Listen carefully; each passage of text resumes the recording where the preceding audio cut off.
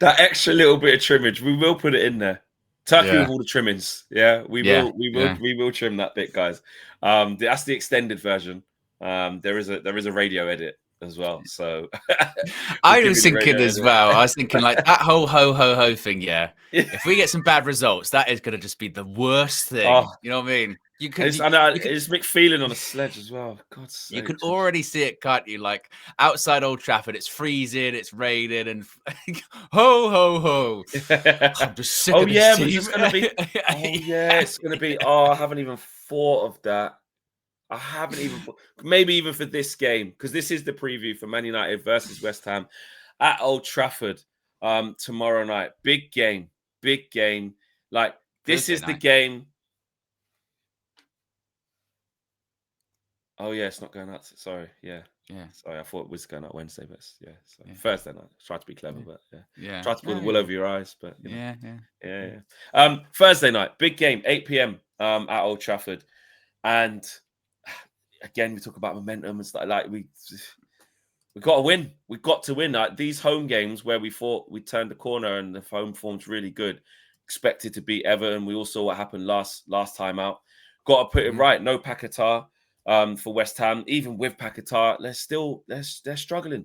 They are struggling now. They've got a bit of a resurgence. They did all right against Bournemouth the game before, but still nothing to shout about. It still is nothing to shout about for them. They're really, really poor, and we've got to get it done. No excuses. No excuses. They are. They're a poor team. They were, like you said, they're a really poor team under Graham Potter. Nuno, I think actually he's going to be a really good manager for them because he's a bit more pragmatic, a bit more compact, isn't he? And like you said, he has improved them a bit, but they're still very, very poor. And I think if you like I saw Nicky Hawkins from West Ham Fan TV was saying, and Nicky Hawkins, that's our lunch saying West Ham Fan TV. I saw he was pretty angry after their last match, saying get rid of Paquetá and this, that, and the other. So look, they're not happy. They're going through it. I remember was it last season? Last season we lost at home to them, didn't we? And they were rubbish then. And we were even worse. They're currently 17th. And also look, Man United need to have a reaction, not just obviously because we want to keep the momentum going and getting the win against Palace, but also the last time we played at home was one of our worst performances of the season. So for the home fans, for the ones that are there, you know, your season ticket holders that are there like yourself every single week, they've got to show themselves that was just this sort of post-international break fluke blip. And now is the time. I know it's going to be a very up and down season for us, but now is the time we're a bit back on track when it comes to these easy fixtures, isn't it? So really, the mindset and what we're expecting to get out of these games should be no different. We expected to beat Everton and maybe not get a result against Palace. It's happened the other way around, but we're back on track now. We're back going towards the right direction, right destination. And that direction has to be continuously winning these games that we're expected to win. So West Ham at home, Wolves away. But obviously knowing this Man United team, anything's possible. But in this game, it can't be. It just can't be. I think we're accepting that there is going to be inconsistencies, but there's kind of a level of inconsistency that we can't have, which is you can't lose Everton, and we can't accept Palace, you lose, West Ham. You can't do that. You need to start stringing together some of these wins. 100%, especially the more favourable ones. Like I said, at home, and you have to show that was a blip. A Palace essentially, we did put it right from the Everton game, from the second half. Didn't look like we was going to because first half was atrocious, but. What we've learned is that, going into these type of games when you expect us to win, you expect us to be on the front foot, show something, we get this complacent, lethargic, tired, tepid performance. And like you said, there can be no excuses. Team selection. Now, we discussed this on the red carpet on Monday, right? And it got a little bit... I had a little bit of a moment. But also, KG and James were like, absolutely, Mason Mount needs to be dropped. Cunha needs to start. Like that was quite strong from them. They're saying he's the guy. He's, Mason Mount's not that guy. You bring him off the bench. Scott was like, if anything, you bring Cunha off the bench. I'm saying you can't take Mason Mount after, playing his first 90 minutes, scoring the winning goal. I don't think that sets a good tone. But Cunha is the man, and he gives us dynamism and stuff. So where do you stand? And the Zirkzee thing as well. I did have a moment. Yeah. If the manager takes him out and puts Cunha up front and plays Mount and Mbeumo, all your ratings and trust. You shove it up your ass. No, I was quite surprised with you could definitely got to take Mason Mount out, and it's not even like English bias. And I know KG said Cunha's the future and all this kind of stuff. I don't disagree with any of that. Like we spent, what was it, 60 odd million quid on Mateus Cunha. So of course he is like, the priority and what have you and all that kind of stuff. But he also doesn't have a divine right just to come back in the team, coming back from an injury when the player that was replacing him played well and scored a goal. So I think Mason Mount, I think that front three probably stays the same. And you have Cunha as an option off the bench, right? I think it's a great option. Yeah, which is a great option. And again, he's just coming back from missing out a couple of games, plus international break as well. So a bit of rustiness, So there's, I think that with that, he'll be on the bench. It's an option. I think it's almost certain he's on the bench. Yeah, if like I said, if I was Mason Mount or I was Joshua Zirkzee and I got dropped out of the team after I'd been a big catalyst to winning a tough game at Selhurst Park, then I'd be like, bloody hell, like that is what more do I need to do, boss? Kind of thing.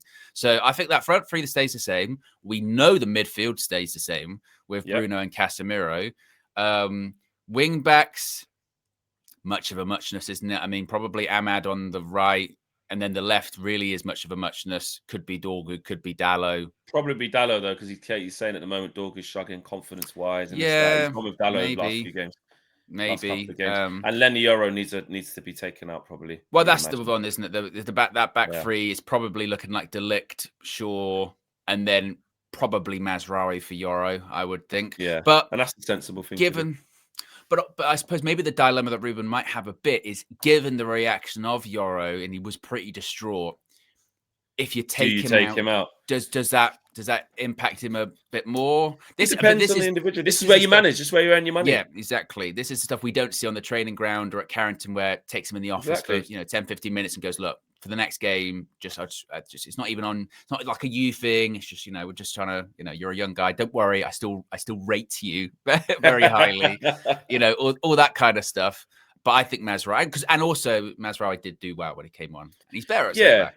And or he could have come into training and Ruben's noticed something and gone, you know what, this response has been really good. It's his head down. He hasn't really affected him. Let's go with him again. It's a little bit of a gamble, because if he has a bad one again and the pressure increases on him, it's a bit of a gamble. But let's let Lenny play through it at home in front of our fans. If we have the type of performance we're expecting to have, he'll be on the winning team. The team that's on the front foot might not have that much defending to do. Obviously, look, this is wishful thinking. This is me painting the perfect scenario, the other side, just to play devil's advocate. So, and it's not unheard of to let players play through it. I think you're right there. It might be the perfect game if he goes, well, actually, at home against the team in 17th, it's not like we're playing top of the league at home and it's a big pressure game that maybe he's not ready for. You know what I mean? If anything, this might be the perfect game. Callum Wilson won't do that to him. Yeah, you're more likely to have a bit of good form. You know what I mean? Yeah, exactly. Who's their best player? Was it that Somerville? Is it? He's Somerville on the left. He's quite good, but I don't think he's been playing recently. Yeah, but it might be the right game for Euro. In that regard. Those are really the sort of changes you'll look at. They went 4-3-3 last game. Sorry, 3-4-3. Yeah, because they've been playing wing back. So that Diouf is a bit of a galloper. He's quite fast. Wan-Bissaka right wing back. Magasa, Mavropanos, and Todibo, the three centre backs. But they ain't been good, mate. No. They went Bowen, Wilson, Paquetá, and obviously Paquetá can't play. So if he sets up the same, Somerville weren't even on the bench last game. I don't know if he's injured then and might not be back. Who else they got? Souček, Fulkrug, Luis Guilherme, that young Brazilian kid, I think.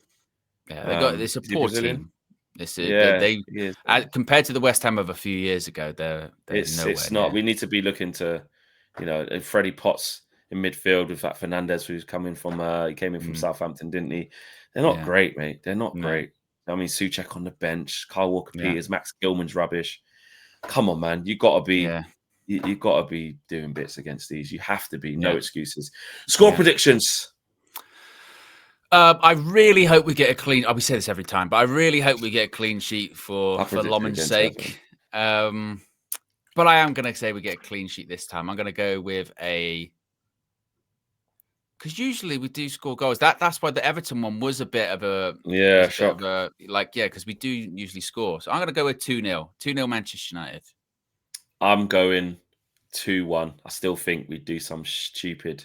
It's entirely possible. Concede, but we still sort it out. So I'm still going to go with a win, but a mishap at the back that leads to a goal. Hopefully I'm wrong on that. And I'd love a clean sheet. We really, really need a clean sheet. Give me a 1-0. Get me out of there. I'll take that all day. Right, there you go. All right. Give us your team reactions, your team predictions, and your predictions for the game.